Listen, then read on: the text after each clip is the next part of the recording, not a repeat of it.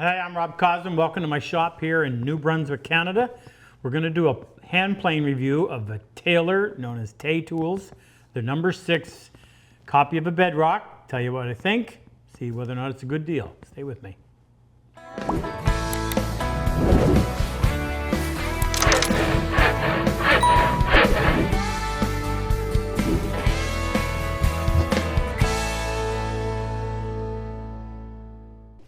Taylor Tools recently introduced the Bedrock style plane to their lineup. So they do a 3, 4, no, 3, 5, 6, and a 7.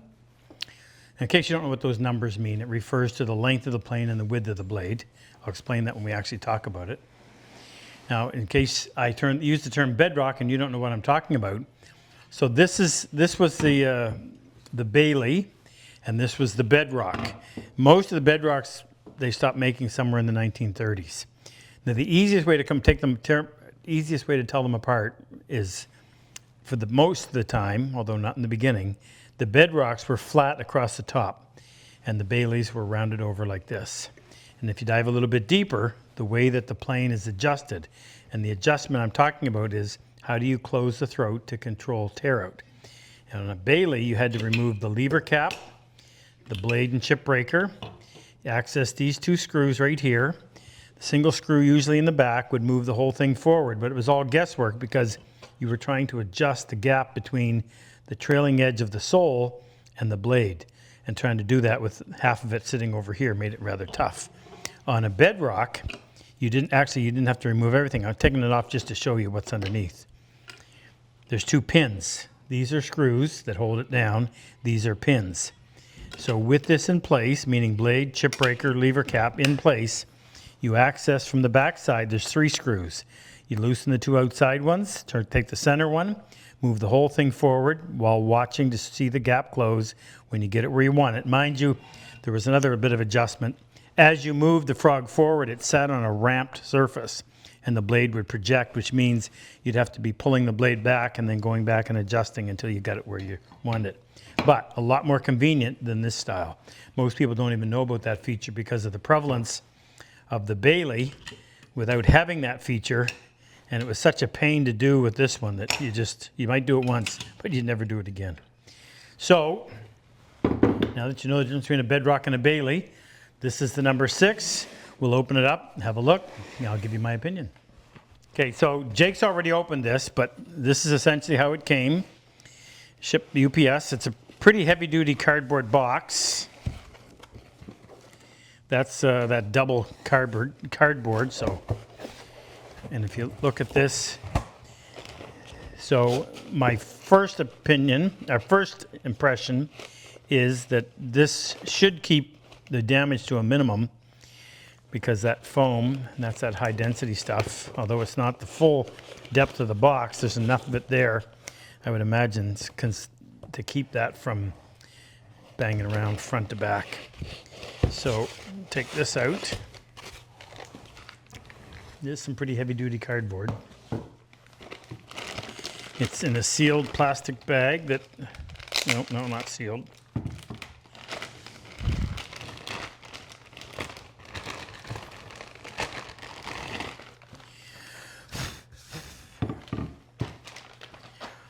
All right, so there's the branding on there. As far as the packaging goes, they did a pretty good job of shipping it. That's a really stout box. So if it gets damaged after being packaged like that, it's the fault of the shipper, not the manufacturer. So length of the sole is 18 1/8, and I'm just going to compare it to the Bedrock number 6. This is right on 18. So it's 1/8 of an inch longer. Now the width of the blade, I suspect, is 2 3/8. Yeah, just a little bit under, but close enough to call 2 3/8. The width of the casting is 2 7/8. By the way, the price on this was $185, $165 US. Now though, let's weigh this. We want it in ounces or grams? Let's do it in ounces, pounds and ounces. pounds in ounces. So that is 8 pounds, 7.6 ounces. And just so we have a benchmark, the Stanley Bedrock is 6 pounds and 13.5 ounces. And do that one again. What was it? 8 pounds, 7.5 ounces, quite a bit heavier. You can tell that by the look of the casting. Let me give you the blade length.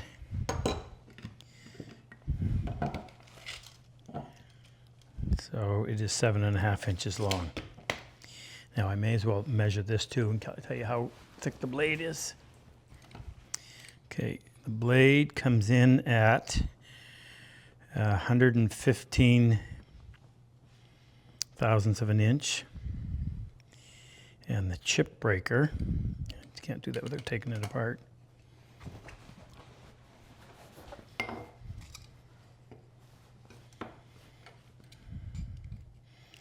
Chip breaker, that's odd. Chip breaker's 131 thou. Usually the blade's thicker than 2. It's noticeable actually. Now the handle and rear tote. Let's do the handle first. So I'm looking at it from a perspective of I'm going to use this all day long. So you see that screw sticks up. That's really sharp, and that sticks up above the top. So when your hand's down on top of that, that is really annoying, meaning that's going to actually create a blister after a while. That needs to be flush. Other than that, I don't know what kind of wood it is. Was it sapele? And it's a tall knob, and the same was on the Bedrock. I'm a fan of the low knob. So it is tall. It's well finished. I mean, there's no rough spots anywhere. It's nice and smooth all the way around. Just that one blemish as far as I'm concerned. Now on the rear tote, this seems to be quite thin, and I'm just going to check it and see my first impression. So that comes in at 912 thou. And what's the Stanley? Oh, it almost bit the... That one is 966 thou. A little bit thicker. You just noticed that. Again, properly finished. No complaints about that. Doesn't matter that it's sticking up here because your hand's not up there, but down there. That is sticking up and just looks a little bit out of place. Almost like they hadn't decided whether to countersink it or leave it up on the top. If I was going to leave that, if I was going to do it up on the top, I would at least make it rounded over so it looks somewhat finished. That's a little distracting, but again, it doesn't get in the way of your use. Okay, so right out of the box, how does it feel? Well, the first thing that really catches your attention is the fact that that's sitting up above. That is annoying, and you'd have to deal with that right away, or else you're going to end up cutting your hand. Balance. I like to see how it feels when I pick it up with one hand, just because typically you're doing that, and there's enough of a forward lean on that rear tote that it doesn't drop out. It's a little bit skinny. I like that to be a little bit beefier. Shape is okay. Interesting. It's a little bit wider here than it is there, so that actually works in your favor. Makes it a little bit easier to hold on to. The other thing that I noticed right away is look at the difference in how thin the side is at the top over here versus over here. Quite noticeable. That doesn't play into the performance of it, but it's part of the cosmetic. The steel is cryogenically treated 01. First time I've heard that. And the Rockwell hardness is stated to be between 54 and 58, which is a little soft. Most woodworking blades are going to be 60 to 62. You get much higher than that and it gets brittle. But I would consider the number that this is stated at to be a little too soft. We'll see. And the lever cap.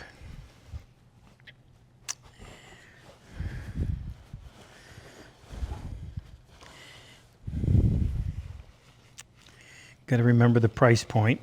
$160 or $165 is about half of what you're going to pay for any of the premium number 6s.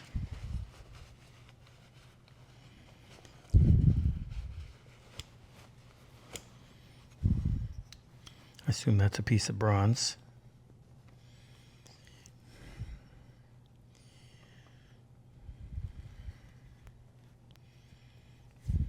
We'll check them to see if they're flat on the underside. No major points about this. They've cleaned up. There's no rough casting marks. That's smooth. It's not tight. It's not loose. It's a little wonky if you look at the shape. Obviously somebody's gone in and shaped it by hand, but that's not even close to being symmetrical on the two sides. Okay, let's look at the frog and everything right here. Now,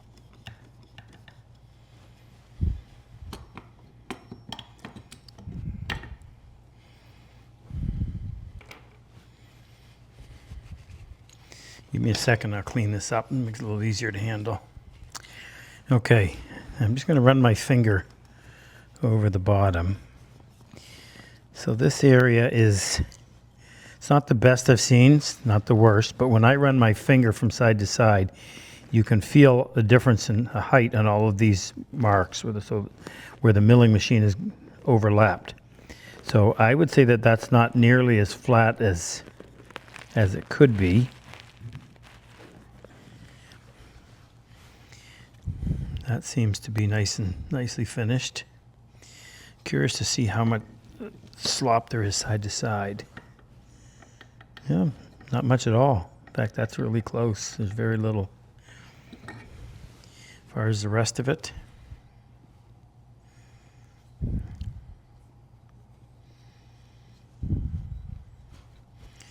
lateral adjustment lever moves okay. The adjustment knob is a little bit chintzy.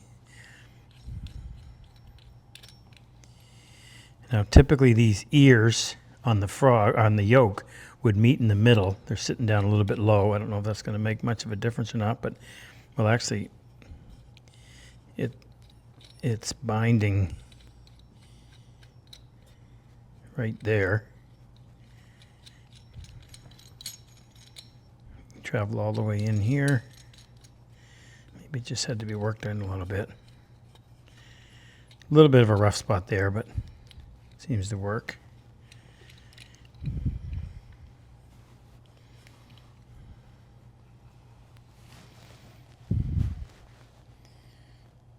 The shape's off a little bit. Again, doesn't really matter, but if you look, there's more of an angle on this side than there is on that side, which means somebody stepped there in front of a grinder and did it by hand, and they did it by eye. Again, it's not a disqualifier, just a comment. Now, these are a little bit, just going to look at the points on these. These frog retaining screws are designed to engage the frog retaining pins. So that goes into there just a little bit below center, so it'll pull it down as you tighten the screw. Because it bears on the lower side of that cone-shaped hole, it pulls that pin down and holds it nice and tight. Now the assumption is that these are both hardened so that they wear accurately or don't wear much at all. I don't see any problem there. And the last little bit is this captive screw right here that you move in and out, and that piece of steel fits in that little slot, and that moves the frog forward and back. So this checks out, and it's got about the same level of finish on it. I wouldn't call it super duper, but it's adequate. Yep. Now just notice on the lateral adjustment lever, I mean that's okay, but this is supposed to be a bearing on the bottom that moves. When that round disc goes into this slot, if it's a bearing, it's just a little bit smoother. Well, it doesn't move. I don't know how they've got it engaged, but I don't think it's just a matter of being stuck. I don't think it was intended to move, which sometimes tells me that whoever built this didn't really understand what that was there for. And as a result, They just made it fast. The last thing I want to do before we go over and check the sole for flatness and the sides for square, I want to take the front knob and the rear tote off and just look at where it engages.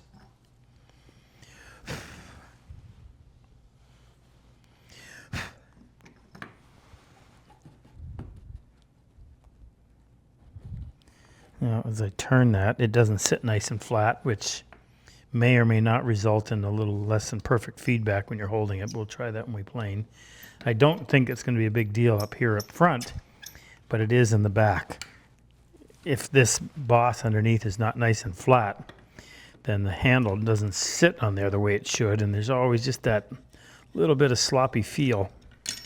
So this isn't machined, and it's nowhere near flat, which just means that when it sits on there, it doesn't sit nice and snug.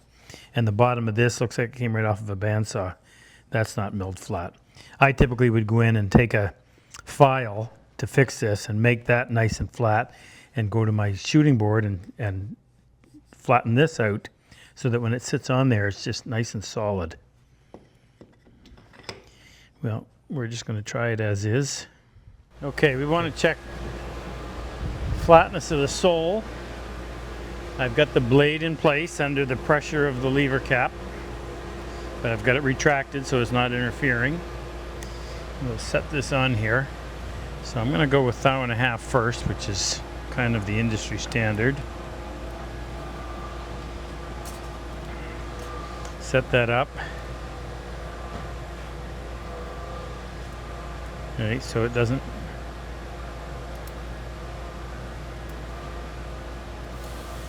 So the fact that this is moving means we've got a hollow of at least 1.5 thou. Now, to be fair, I'll check on the other side. Actually, I'm going to see if I can. No. So it's flat across the bottom at the back. Yeah, that's pretty tight, but moves. No.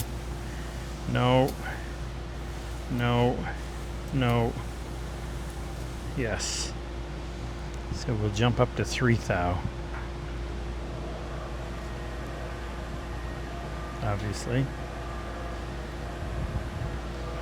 Ooh. Ooh, don't like that.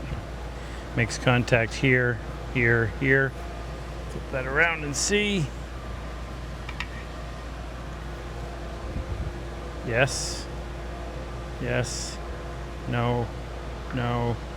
No. Yes. And yes in the back.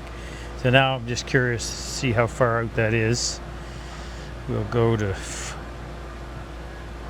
4 thou. We won't bother going any higher. So that's the thickness of a sheet of paper. Yes. Yes. Yes. Yes. Okay, so tolerances are plus or minus. Actually, it wouldn't be plus or minus. It'd be 4 thou. Definitely don't want a bump on it so it doesn't spin in the middle. Now we'll check the sides and see how square they are. I'm going to use my 1 thou, or 1.5 thou, I should say. This is important if you're going to use this on a shooting board.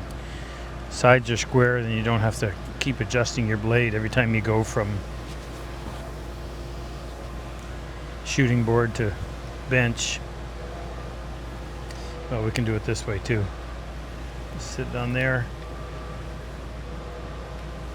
Okay, makes contact at the top, but not the bottom. That's quite a gap, I can see that. Try this side. Make sure that's clean underneath.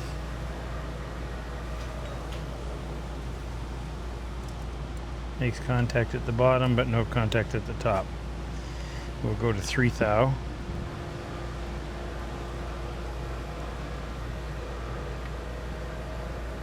No, lots of clearance there. Tight at the bottom.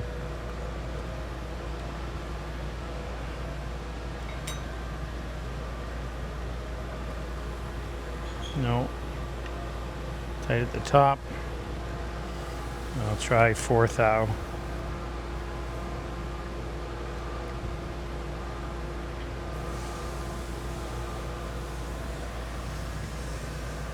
No, lots of clearance there. So we're out at least 4 thou. I don't know how many on the side, which just becomes a challenge if you're going to use it on the shooting board, and who doesn't use their plane on the shooting board? Okay, so blade sharpened up, used a Charlesworth ruler trick, and you can see that there's a little bit of a twist in the blade. That's why in producing that little back bevel, it's wide over here and barely makes it over to there. Not a huge issue, relatively common in a lot of planes. Now I'll bring that chip breaker right up to within about a 32nd of an inch of the edge. Make sure that's good and tight. Make sure the face of the frog is nice and clean. Carefully put that in place. Engage the yoke, the lateral adjustment lever.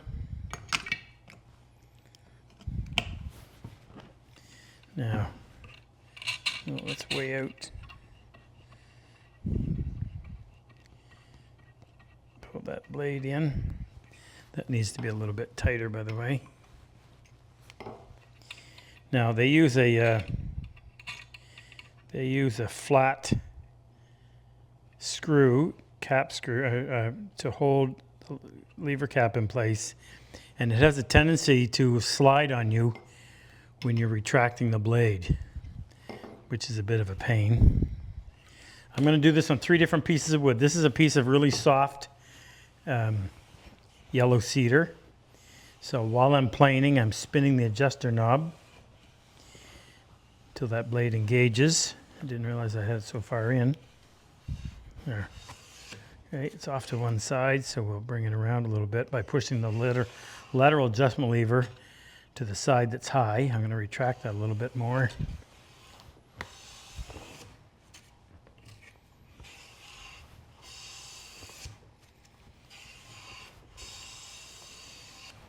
That pulls a nice shaving. Nothing wrong with that. I really find this is too narrow because it cuts into the web of your hand. It would be beneficial to have that a little bit wider and a little more blunt back, a little not blunt, a little less pointy back here. That would not be a comfortable handle to use after 20 minutes. All right, now take that out and we'll put in something a little bit harder. This is a piece of tulip poplar, comes from the southeastern US. We would call this medium hardwood. I gotta get rid of the saw marks first.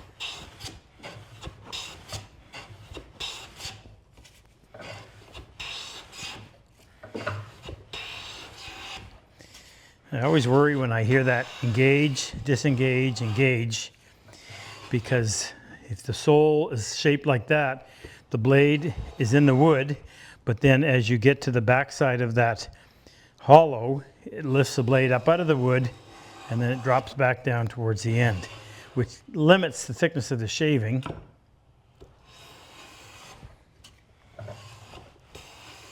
I'd want to fix that.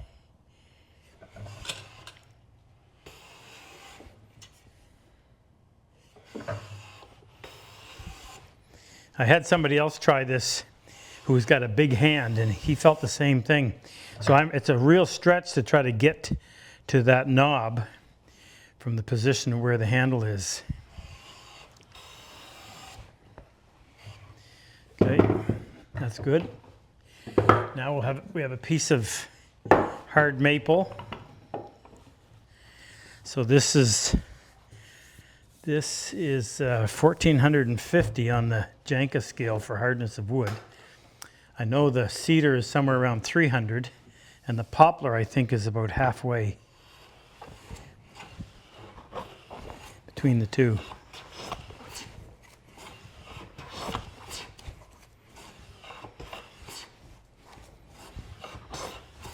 Now this board is wider than the blade, so I'm having to do side to side.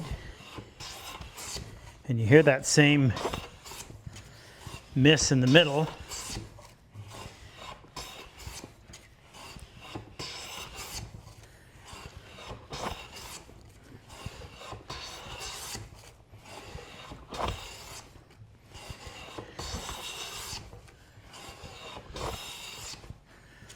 Now, no, that's no worse than any others. Okay, that feels good. Impressions. Really don't like the handle. That would have to be changed if I was going to use this. That's already making my hand sore right there just because of how narrow that is. It may be the slope of it, I'm not sure, but it certainly isn't comfortable. That needs to have less of a radius on it. I'm critical of this stuff. This just kind of has a cheap feel. It works okay if you can bypass some of the inaccuracies, but when you finally get it sharpened up and using it, it's a decent user. Not as comfortable as I would like. This would have to be changed. If you're looking to save money, yeah, that'll do. Anyway, hopefully this helps. A lot of it's just my own personal opinion, but I guess that's why you clicked on the channel. Anyway, have a good one. If you like my work and enjoy my style of teaching, click on any one of these videos and help take your woodworking to the next level. I've always said, better tools make the job so much easier. If you click on the link below, the chisel and plane icon, it'll take you to our site and introduce you to all the tools that we actually manufacture right here in our shop. It'll also give you information on our online and in-person workshops.